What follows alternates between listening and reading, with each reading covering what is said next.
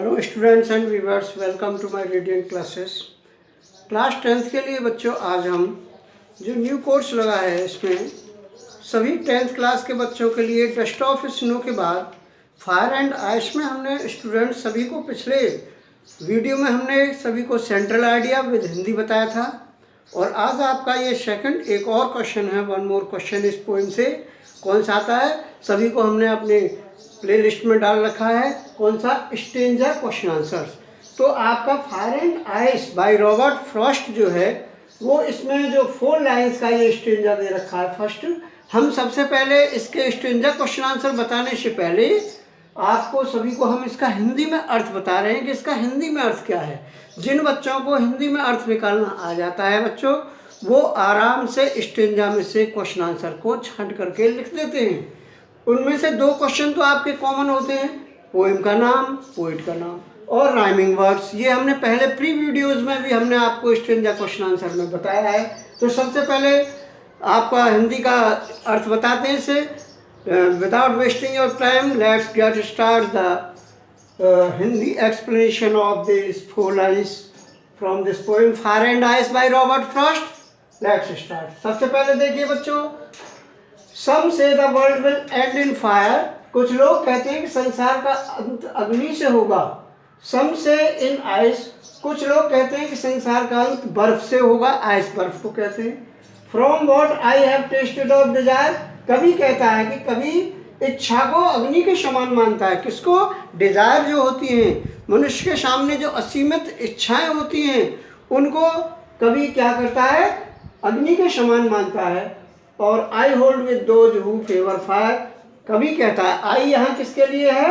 कभी के लिए। कभी कहता है कि असीमित इच्छा ही संसार के अंत का कारण बनेगी। तो अब कहते हैं name the poem from which the above stranger has been taken. उस पोएम का नाम लिखिए जिससे ये स्ट्रेंजर लिया गया है और इसके कौन पोइट हैं। तो हम आपको इसका आंसर दे रहे हैं। स्टूडेंट ध्यान से समझें, नोट्स बनाएं इसके फेयर और अच्छी तरह से वेल हैंड राइटिंग में आप लिखें इसको। देखिए सबसे पहले पोएम, तो पोएम का नाम क्या है? Fire and ice. आप यहाँ लिख देंगे फायर एंड आइस, ये पोएम है। इसके पोएट कौन है बच्चों? हमने पहले भी बताया था, Robert Frost. Robert Frost is the composer of this poem fire and ice. अब इसके बाद आता है what do fire and ice stands for. तो ये बच्चों इसमें कहा गया है कि फायर किसके लिए स्टैंड करती है और आइस किसके लिए। तो फायर स्टैंड्स किसके लिए करती है? आप यहाँ आंसर लिख देंगे fire stands. Fire stands for किसके लिए करती है बच्चों? डिजायर। किसके लिए? डिजायर के लिए करती है बच्चों। Fire stands for desire and ice stands for ice किसके लिए करती है? घृणा के लिए बच्चों, हेट के लिए। For hate. In these lines, इन पंक्तियों में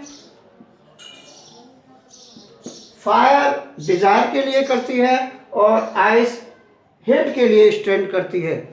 अब कहा है what type of desire will cause the end of the earth. इस पृथ्वी के अंत का कारण बच्चों क्या चीज है? बनेगी।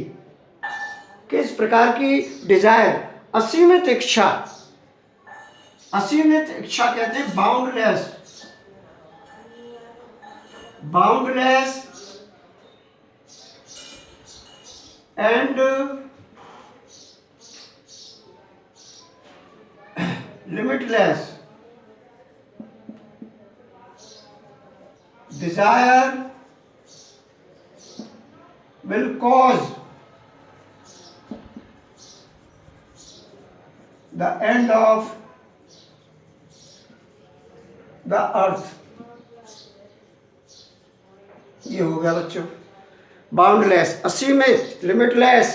जितनी भी डिजायर होती है, मनुष्य आजकल इच्छाओं के पीछे भाग रहा है, रन कर रहा है और इसकी वजह से वो उसके एंड का कारण बनेगी अर्थ का।